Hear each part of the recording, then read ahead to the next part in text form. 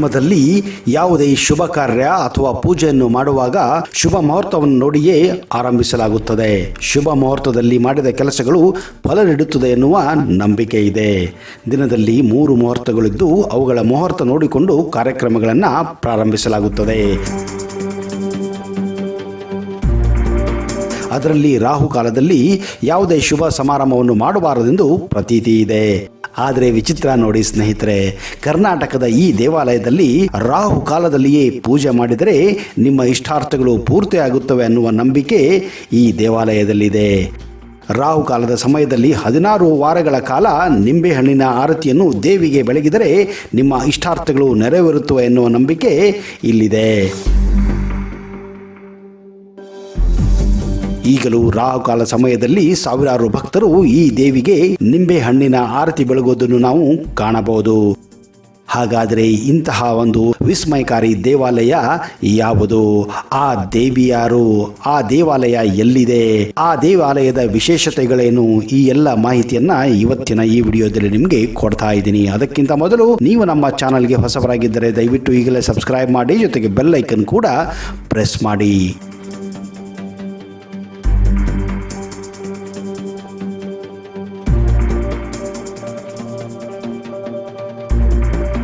ನಮಸ್ಕಾರ ಸ್ನೇಹಿತರೆ, focus YouTube Kannada ಚಾನಲ್ಗೆ ಸ್ವಾಗತ ಸುಸ್ವಾಗತ. ಈ ದೇಗುಲದಲ್ಲಿ ದೇವಿಯ ಮೂರ್ತಿ 5 ಅಡಿ ಎತ್ತರ ಇದೆ. ಕಪ್ಪು ಶಿಲೆಯಿಂದ ನಿರ್ಮಿತವಾಗಿದೆ. ಈ ದೇವಿಯ ಮೂಲ ವಿಗ್ರಹದಲ್ಲಿ ಶ್ರೀಲಕ್ಷ್ಮಿ ಹಾಗೂ ಸರಸ್ವತಿ ದೇವಿಯರು ಕೂಡ ಇದ್ದಾರೆ. ಶುಂಭ ನಿಶುಂಭ ರಾಕ್ಷಸರನ್ನು ಕಾಲಿನಲ್ಲಿ ಮೆಟ್ಟಿದ್ದಾಳೆ. ಎಡಭಾಗದಲ್ಲಿ ದೇವಿಯ ಸಖಿಯರಿದ್ದಾರೆ. ದೇವಿ ಅಷ್ಟಭುಜಗಳನ್ನು ಹೊಂದಿದ್ದಾಳೆ ಹಾಗೂ ಶಾಂತ ಸ್ವರೂಪಿಣಿ. ಈ ದೇವಿಯ ದೃಷ್ಟಿಯು ನೇರವಾಗಿ ಭಕ್ತಾದಿಗಳ ಮೇಲೆ ಬೀಳಬಾರದು ಎಂಬ ದೃಷ್ಟಿಯಿಂದ ದೇವಿಯ ಎದುರಿನಲ್ಲಿ ಆಮೆಯನ್ನು ಪ್ರತಿಷ್ಠಾಪಿಸಲಾಗಿದೆ.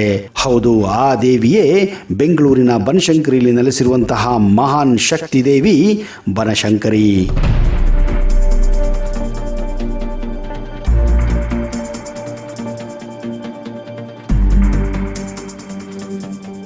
ಬನಶಂಕರಿ ಉತ್ಸವ ಮೂರ್ತಿ ಶ್ರೀ ಶಾಕಾಂಬರಿ ದೇವಿ, ಗಣಪತಿ ಮತ್ತು ಪರ್ವತ ಮಲ್ಲಿಕಾರ್ಜುನ ಸ್ವಾಮಿ ಹಾಗೂ ಪರಿವಾರ ದೇವತೆಗಳನ್ನು ನೀವು ಬನಶಂಕರಿ ದೇವಾಲಯದಲ್ಲಿ ನೋಡಬಹುದು.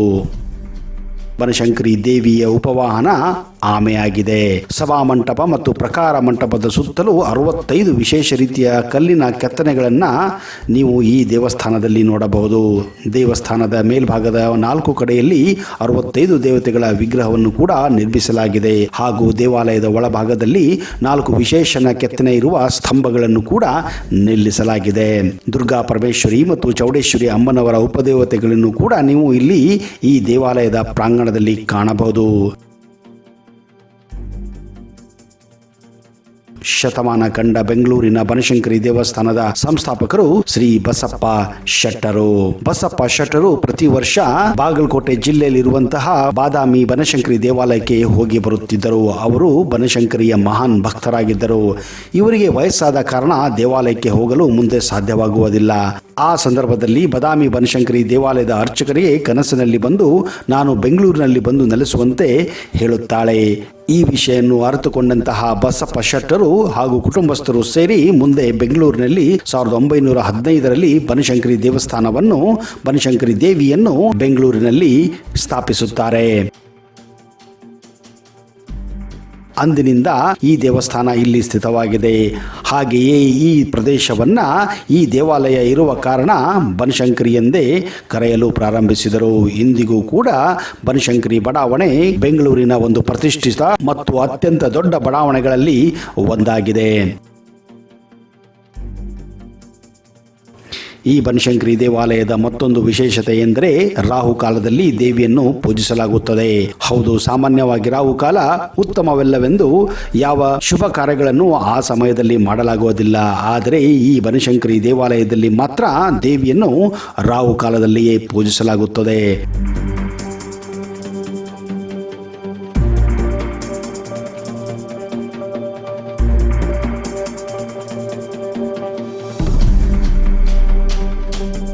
ಹಿಂದೊಮ್ಮೆ 3 ಪತಿವ್ರತೆಯರು ಈ ದೇವಾಲಯಕ್ಕೆ ಬಂದು ಅಲ್ಲಿರುವ ಅರ್ಚಕರನ್ನು ರಾವು ಕಾಲದಲ್ಲಿಯೇ ದೇವಿಯನ್ನು ಪೂಜಿಸಲು ಒತ್ತಡ ಹೇರುತ್ತಾರೆ. ಆ ಪತಿವ್ರತೆಯರ ಇಷ್ಟದಂತೆ ಅರ್ಚಕರು ಮನಸ್ಸಿಲ್ಲದೆ ರಾವು ಕಾಲದಲ್ಲಿ ದೇವಿಗೆ ಪೂಜೆ ಸಲ್ಲಿಸಿ ಬರುವಷ್ಟರಲ್ಲಿ ಎಲ್ಲೂ ಕಾಣದ ಹಾಗೆ ಆ ಪತಿವ್ರತೆಯರು ಮಾಯವಾಗಿದ್ದರು. ಸ್ವಂತ ದೇವಿಯರೇ ರಾವು ಕಾಲದಲ್ಲಿ ದೇವಿಯನ್ನು ಪೂಜಿಸಿದರೆ ಏನೂ ಆಗುವುದಿಲ್ಲವೆಂದು ತೋರಿಸಿರಬಹುದೆಂದು ಅರ್ಚಕರು ಹೊರಗೆ ಬಂದು ನೋಡಿದಾಗ ಗುಡುಗು ಮಿಂಚು ಸಹಿತ ಮಳೆ ಬರಲು ಪ್ರಾರಂಭಿಸುತ್ತದೆ. ಇದು ದೇವಿಯೇ ಇಲ್ಲಿ ರಾಹು ಕಾಲದಲ್ಲಿ ಪೂಜೆ ಮಾಡುವಂತೆ ಸೂಚಿಸಿರಬಹುದೆಂದು ಅರ್ಚಕರು ಅಂದಿನಿಂದ ಈ ದೇವಸ್ಥಾನದಲ್ಲಿ ರಾಹು ಕಾಲ ಸಮಯದಲ್ಲೇ ದೇವಿಗೆ ಅರ್ಚನೆಯನ್ನ ಪೂಜೆಯನ್ನ ಮಾಡಲು ಪ್ರಾರಂಭಿಸುತ್ತಾರೆ.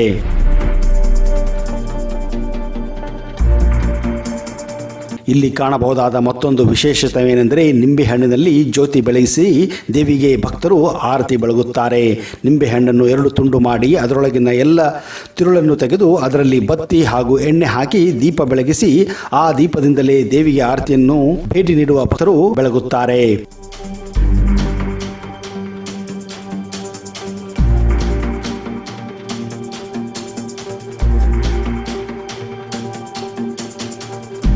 ಅಂದ ಹಾಗೆ ಪ್ರತಿನಿತ್ಯ ಮಧ್ಯಾಹ್ನ ಇಲ್ಲಿ ಅನ್ನದಾಸೋಹದ ವ್ಯವಸ್ಥೆ ಕೂಡ ಇರುತ್ತದೆ.